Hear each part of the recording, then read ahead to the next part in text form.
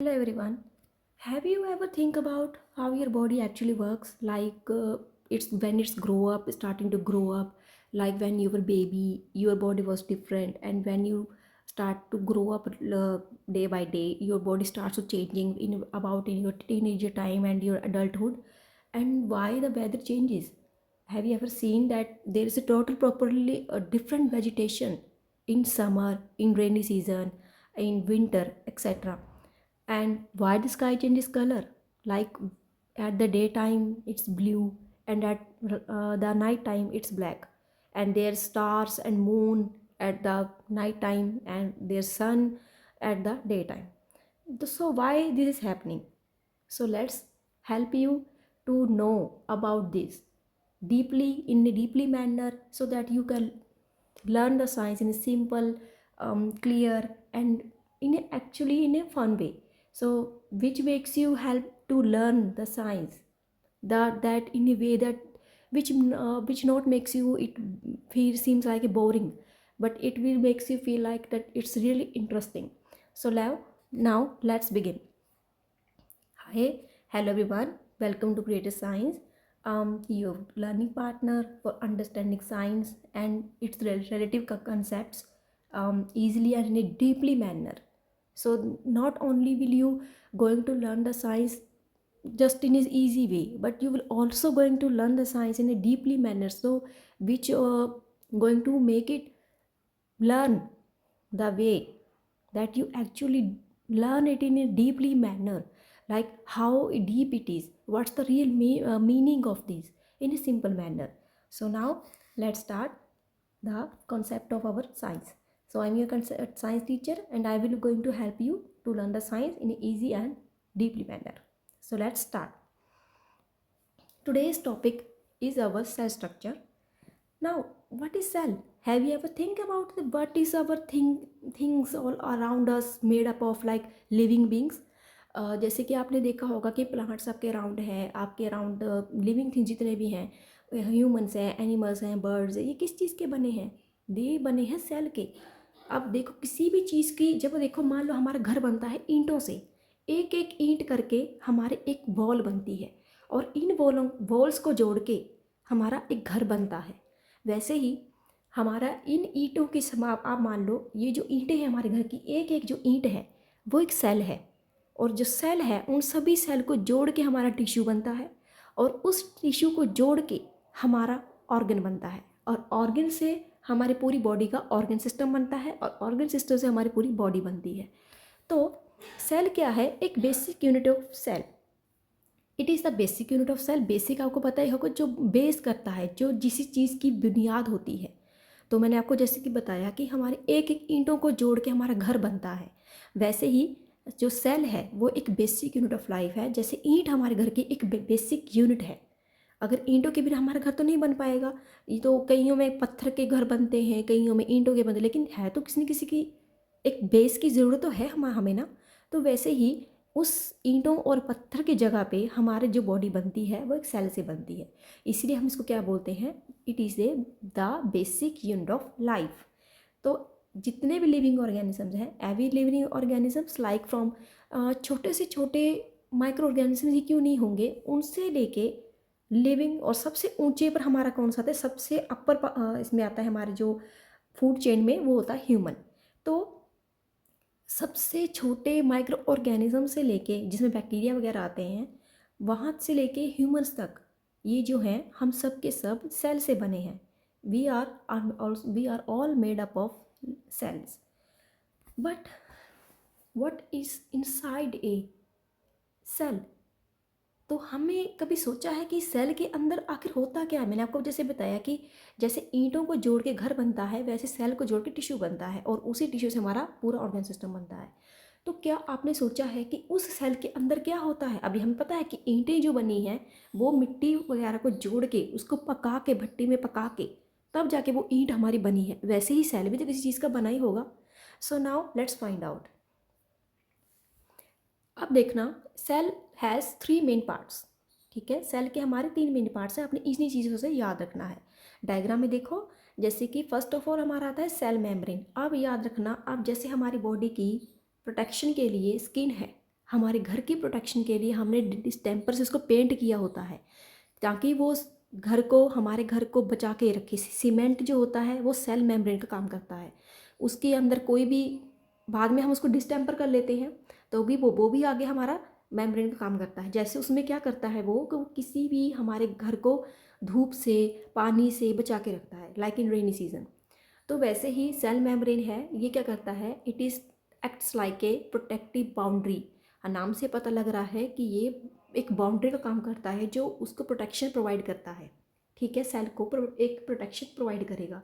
जैसे मान लो आपने, आपका स्कूल है, आपने स्कूल में देखा होगा कि आपके स्कूल के बाहर एक सिक्योरिटी गार्ड होता है। सिक्योरिटी गार्ड का काम क्या होता है कि वो किसी दूसरी जगह के अननोन पर्सन को, किसी स्ट्रेंजर को आपके स्कूल के अंदर एंट्री नहीं देता है। दूसरा, ना ही आपके स्कूल के किसी बच्चे को बाहर जाने के लिए अलाउ करता है। तो ठीक वैसा ही काम सेल मेम्ब्रेन का होता है। ये एक प्रोटेक्टिव बाउंड्री का काम करता है, जिसका काम क्या है कि ये कंट्रोल करना what enters and what leaves, कि कौन सी चीज़ अंदर जा रही है और कौन सी चीज़ बाहर जा रही है। ठीक है, नेक्स्ट हम बात करेंगे साइटोप्लाज्म। अब साइटोप्लाज्म क्या होता है, जैसे आप देख लो हमारे माउथ में, मैं एग्जांपल देती हूँ आपको साइटोप्लाज्म का, इससे आपको इजीली लर्न रहेगा। साइटोप्लाज्म जैसे माना होगा आपने, हमारे माउथ में सलाइवा होता है। ठीक है, ये सलाइवा का फंक्शन क्या होता है, ये हमारे माउथ को मॉइस्चर प्रोवाइड करके रखता है। हमारा माउथ हमेशा मॉइस्चर रहता है। अगर हमारे मुंह में सलाइवा, जैसे आपने देखा होगा कई बार हम जैसे व्रत वगैरह रखते हैं, या कई बार हम, कुछ लोग बहुत दिनों से भटक जाते हैं जैसे कहीं पे, तो उनको जैसे रेगिस्तान वगैरह में, तो उनको पानी की जब कमी आ जाती है तब उनके सबसे पहले हमारा माउथ जो है वो सूखना शुरू कर देता है। तो जब वो हमारा माउथ मॉइस्चर नहीं रहेगा तो हमारे जो एंजाइम्स वगैरह हैं वो अपना काम करना बंद कर देते हैं। ठीक वैसे ही साइटोप्लाज्म जो होता है एक जेली लाइक सब्सटेंस होता है। इसका क्या काम होता है, साइटोप्लाज्म में हमेशा ये चीज़ याद रखना कि साइटोप्लाज्म जो होता है वो एक जेली लाइक सब्सटेंस होता है, जो कि हमेशा सेल के अंदर प्रेजेंट होता है, और यहाँ पे ही हर एक तरह की एक्टिविटी जो होती है वो होती है। और साथ ही साथ ये इसमें प्रेजेंट जितने भी ऑर्गेनिल्स हैं उसको ये मॉइस्चर प्रोवाइड करता है। जैसे मैंने आपको बताया, हमारे माउथ का एग्जांपल दिया, ये हमारे टंग को, आपको पता ही है, हमारे टंग को, हमारे माउथ को मॉइस्चर रखता है। वैसे ही हम इसके अंदर जो जो भी चीज़ें प्रेजेंट होंगी सेल के अंदर वो ऑर्गेनिल्स होंगी, लाइक जैसे हमारे माउथ में टंग है, टीथ है, राइट। तो वैसे ही साइटोप्लाज्म के अंदर जो भी ऑर्गेनिल्स, जो भी चीज़ें प्रेजेंट होंगी उसे हम ऑर्गेनिल्स बोलते हैं। Now third is nucleus. अब देखना, न्यूक्लियस जो होता है, याद रखना, न्यूक्लियस हमेशा सेंटर में ही प्रेजेंट होता है।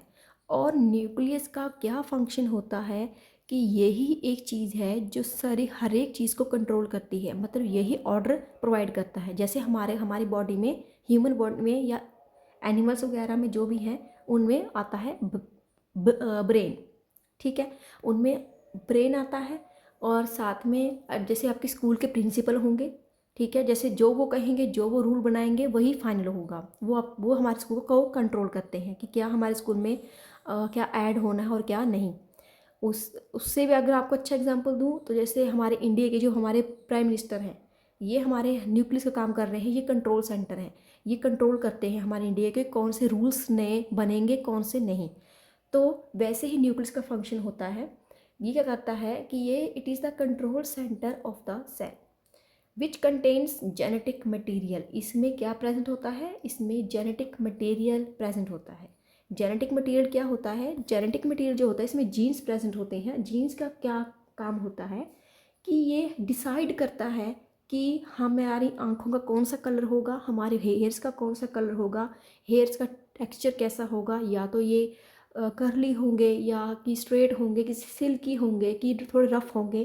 तो जैसे कि फ्लावर्स देखे होंगे, कईयों का फ्लावर्स का कलर येलो होता है, कईयों का ऑरेंज होता है, पिंक होता है। तो यही जेनेटिक मटेरियल जो है यही ये चीज़ डिसाइड करती है।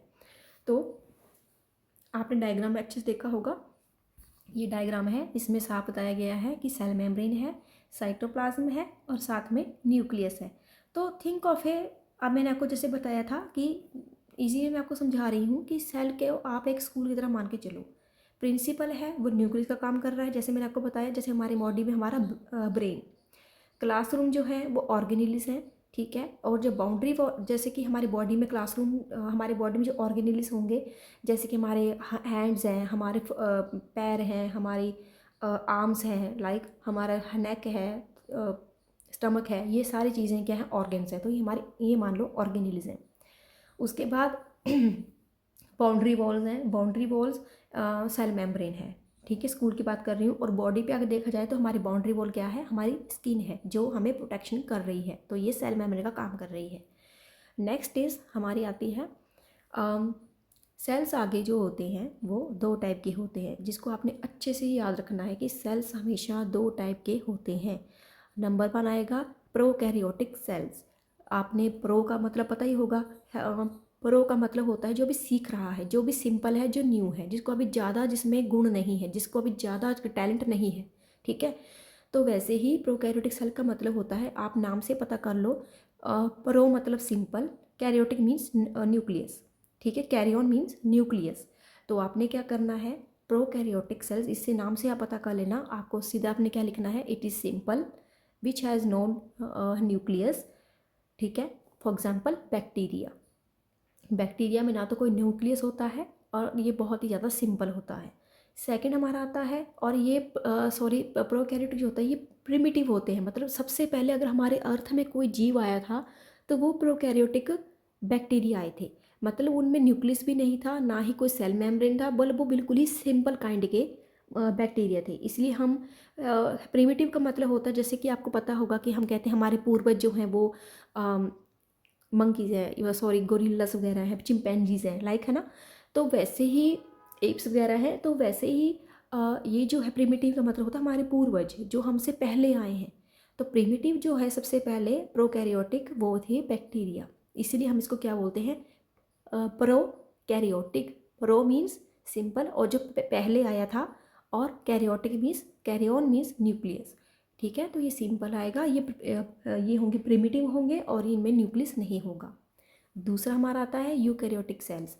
ये कॉम्प्लेक्स होता है, कॉम्प्लेक्स का मतलब होगा इसमें बहुत सारी चीज़ें होंगी जिसको हमें ठीक से पढ़ना होगा। आपको पता है अभी, हाँ, ह्यूमन बॉडी है, ठीक है, हमारी ह्यूमन बॉडी है, हम इसको ईजिली तो नहीं समझ सकते, इसे पढ़ने के लिए हमें MBBS करना पड़ता है, हमें बहुत 5-6 साल हमें इसमें लगाने पड़ते हैं कि हमारे हार्ट का क्या फंक्शन है, हमारी किडनी का क्या फंक्शन है, इसमें क्या क्या है, राइट।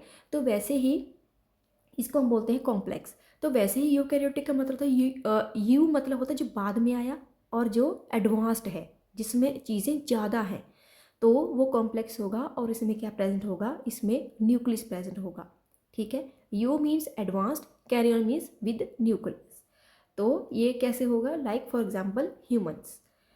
तो आपने यहाँ तक तो पता समझ लिया होगा कि मतलब कि हमारे सेल क्या है, जो आपको एग्ज़ाम में अच्छे से समझने में आपकी हेल्प करेंगे, आपके एग्ज़ाम में हेल्प करेंगे, और आपको शायद डीपली समझ भी आया होगा विद एग्जांपल्स, आई होप। तो let's do our quick recap. So cell is a basic unit of life, and second, it has three main parts, that is membrane, cytoplasm, and third one is nucleus. Now third is two types, it is of two types, that is prokaryotic and eukaryotic. So ये चीज़ आपने अच्छे इसको एक बार revise कर लेना है। I hope आप you will make it in your exams and you will understand it better. So next, now I want to know how you learn from my this video. So please tell me in your comments, and will you now tell me which part of the cell is called the brain of the cell. So please tell me in your comments, and if you found this helpful, don't forget to please like, share and subscribe to Creator Science. So keep learning and सीखते रहो, stay curious. See you in the next video. Until then, bye. See you soon. Thank you. Have a nice day.